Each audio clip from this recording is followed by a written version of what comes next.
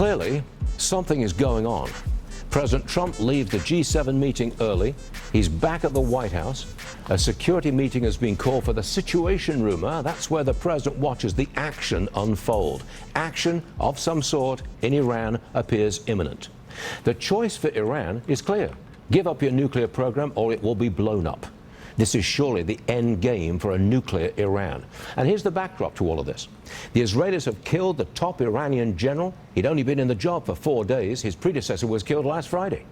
Tehran, the capital, in turmoil. 4 days. Intermittent internet and phone service. The TV station bombed just as an anchor was on the air. Communications are broken down. The public's in panic mode. They don't know what's happening. Gas stations closed, food stores running very low. Huge traffic jams as people scramble to get out. Trump urges everyone in Tehran to evacuate, quote, before it's too late. That's ominous. For those of us who are sickened by the very idea of an Iranian nuclear weapon, there is cause for some optimism. If Fordo is taken out, the world can breathe a sigh of relief. Iran is the principal cause of instability, terror, and war in the Mideast. This is an opportunity to rid the world of a very dangerous threat.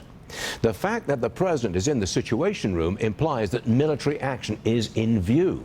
It could be our B-2 bombers delivering 30,000-pound mass ordnance penetrators, otherwise known as bunker busters. That would be the direct involvement of American forces. The president will be watching to see if Iran launches its remaining missiles at American bases. He's watching in real time. His response will be in real time too. Another aircraft carrier is on the way, adding to our military power in the region. Steve Forbes joining me now. Yeah, that's the Nimitz-class aircraft carrier, and it sort of echoes a lot of what we're seeing right now. I mean, there are rumors circulating that Thursday will make the pager bombing seem like a cheap appetizer against Iran. Remember when they smuggled in pagers to terrorist officials like leaders of Hezbollah, and all of a sudden there was a coordinated explosion of these Iranian-backed proxies in pagers that they had in their pockets or were holding in their hands or whatever. Israel's now claiming that is just an appetizer. That Thursday is also an interesting day given that it's a day that the U.S. stock market will be closed for Juneteenth. It's also a day where the Iranian stock market will be closed. That's expected to be closed until at least next week. There are reports of 14 additional U.S. Air Force tankers moving into the region. This is in addition to assets that were already moved into the area within just the last few days. Trump has also pinned his quote tweet to leave Iran or Tehran as soon as possible. In addition to that, while there's talk about potentially strikes using bunker busters on like this facility here, Fordo, China is now urging its citizens to leave Iran as soon as possible through land border crossings. It looks like we may all be focused on this Fordo facility, but it seems possible that there may be other enrichment sites in the capital as well that are hidden in places that maybe we're just not aware of or nobody's talking about yet, because for some reason everybody wants people to leave Tehran, keeping in mind that Trump is saying, hey, people were talking about him returning to the White House because of peace negotiations, and his response to that is, people have no idea why I'm returning. In other words, he's going to the Situation Room, like Varnes just said, to see some crazy crap unfold. We have no idea what that's going to be yet, but we do know that Iran just issued a directive for all medical staff in the country to return from any kind of vacations that they're on, which seems to be a little bit of a red flag, or maybe a glaring red flag, that there's some kind of expected mass casualty event potentially coming soon. The next 72 hours are rumored to be the most concerning now for Iran, and of course what's going on between Iran and Israel. On top of that, there is some rumoring that U.S. intelligence didn't believe that Iran could have a bomb for up to 3 years from now, that even if they had the material, it would take 3 years to develop it. However, Israel believes that they were just days away from having enough material for up to 13 different bombs. Of course, who to believe? TBD, but now it may not matter, as it seems like China, if I didn't already say it, is also echoing calls to evacuate Tehran as soon as possible and for Chinese citizens to leave. China is also warning that the Iran-Israel conflict may spread wider instability in the Middle East, basically spiral out of control.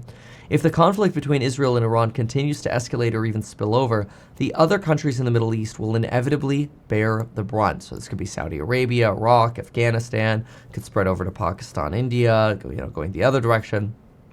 China will continue to maintain communication with relevant parties and promote talks for peace so as to prevent more turmoil in the region. The comments follow China's earlier condemnation of Israel's attack on Iran.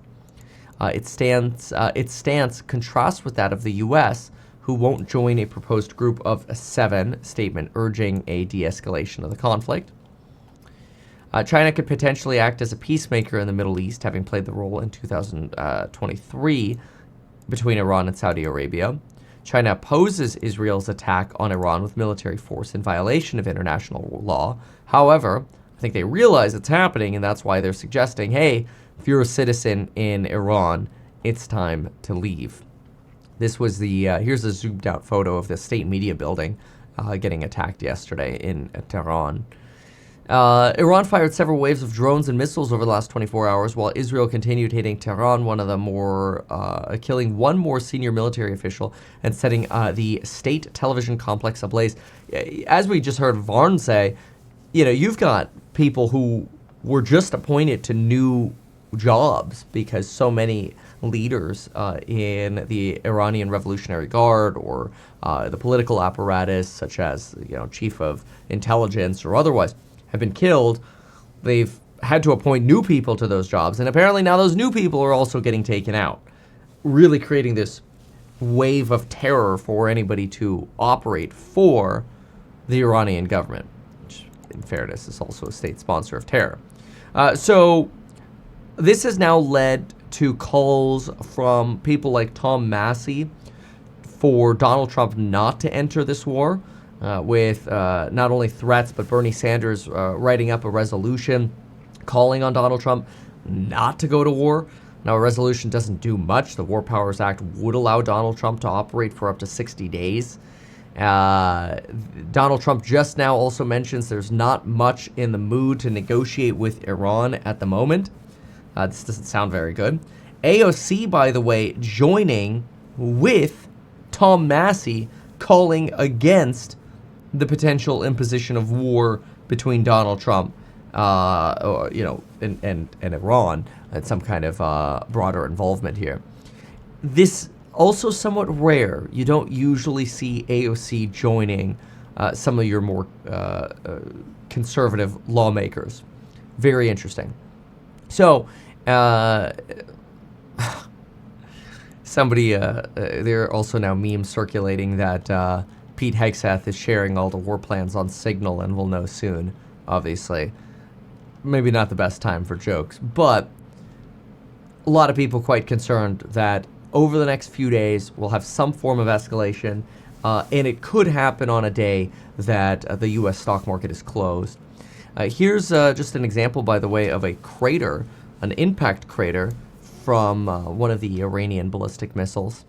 Shows you just how deep some of these missiles can dig their holes, if you will, explode their holes.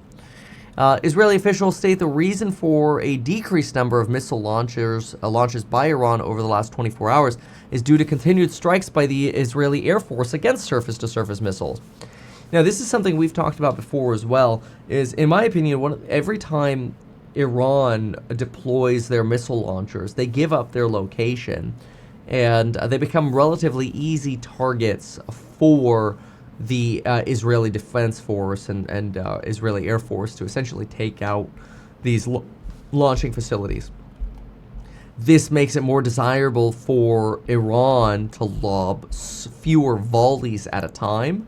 The problem with launching fewer volleys at a time, here, by the way, is one of those surface-to-surface missile bases. The problem with launching fewer at a time is you don't launch enough rockets to really overwhelm the Israeli Iron Dome, David Sling, Arrow 2, Arrow 3 system. And so this sort of weakens the efficacy of what Iran is doing in the first place, which, here are some other mobile batteries that are being destroyed by Israel and Israeli airstrikes.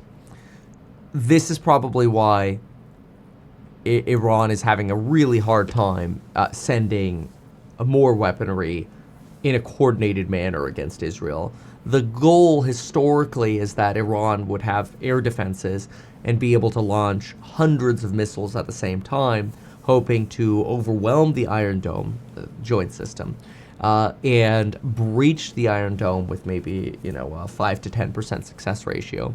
That has been a lot more challenging for Iran in the most recent days here, mostly because you're in a position of Israel taking out these strikers the moment they see them. All right. That said, a lot of calls being reiterated right now for people to leave Tehran, and that's exactly what we've seen over the last 24 to 48 hours in terms of footage of people leaving Tehran. Talk about gas stations running out of gas, clogged highways, stores closing, whatever. Israeli military also right now says they're detecting missiles being launched by Iran again towards Israel, but again, they seem to be sort of these piecemeal attacks that keep trending towards Israel and ended up getting shot down. The United States and the British Royal Air Force also clearly involved with the defense of Israel at the moment. Let's take a peek at some of your comments here. Let's see here. Orange Man looking really bad right now. Iran can say no oil for the world and oil spikes. Something to keep in mind about oil and United States oil independence is in 2010, the United States only produced about 29% of the oil that we used, which was pretty embarrassing. That has since moved in the last 15 years up to 65%. So about 65% of the oil that we use in America comes from America.